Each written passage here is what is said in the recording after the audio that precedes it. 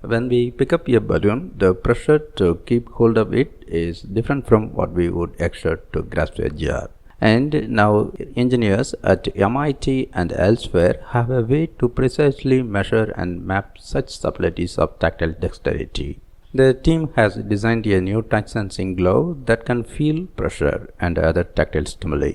The inside of the glove is threaded with a system of sensors that detects, measures, and maps small changes in pressure across the glove. The individual sensors are highly attuned and can pick up very weak vibrations across the skin, such as from a person's pulse.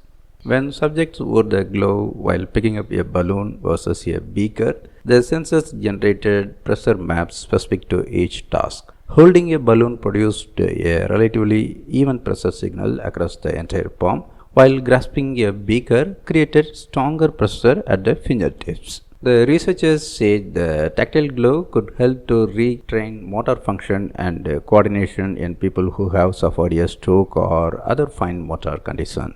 The glove might also be adapted to augment virtual reality and gaming experiences. The team envisions integrating the pressure sensors not only into tactile gloves but also into flexible adhesive to track pulse, blood pressure, and other vital signs more accurately than smartwatches and other wearable monitors.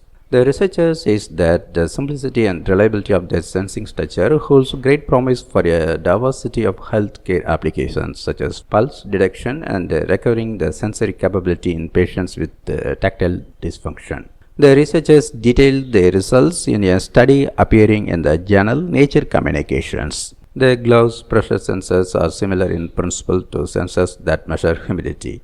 These sensors, found in HVAC systems, refrigerators, and weather stations, are designed as small capacitors with two electrodes or metal plates, sandwiching a rubbery dielectric material that shuttles electric charges between the two electrodes.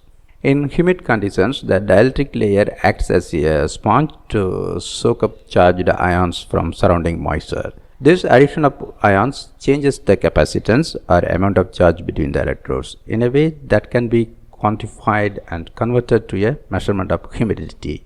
In recent years, researchers have adopted this capacitive sandwich structure for the design of thin flexible pressure sensors. The idea is similar. When a sensor is squeezed, the balance of charges in its dielectric layer shifts in a way that can be measured and converted to pressure. But the dielectric layer in most pressure sensors is relatively bulky, limiting their sensitivity. For their new tactile sensors, the MIT and the SUS Tech team did away with the conventional dielectric layer in favor of a surprising ingredient, human sweat. As sweat naturally contains ions such as sodium and chloride, they reasoned that these ions could serve as dielectric stand-ins.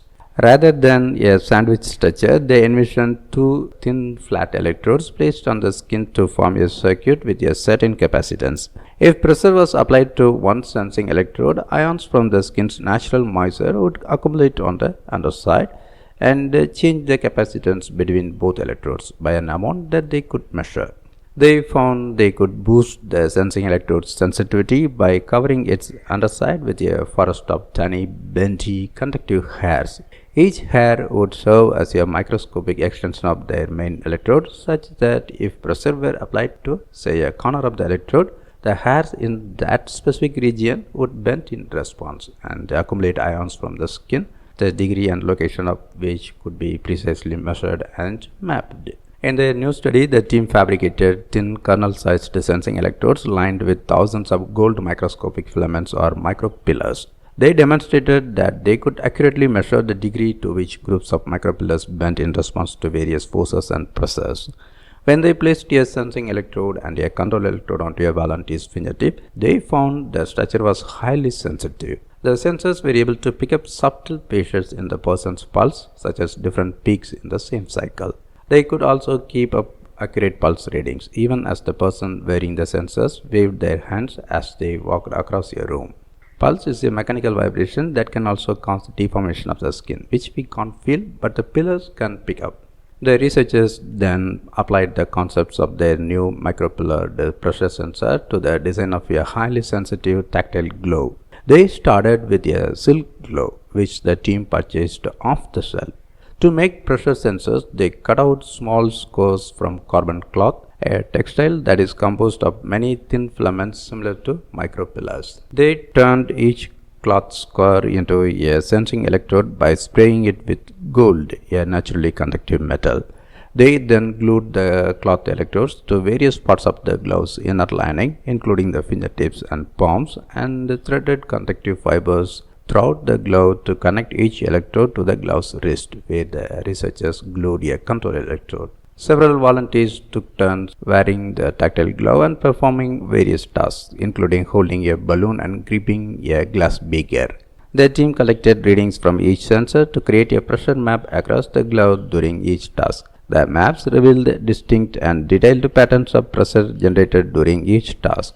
The team plans to use the glove to identify pressure patterns for other tasks, such as writing with a pen and handling other household objects.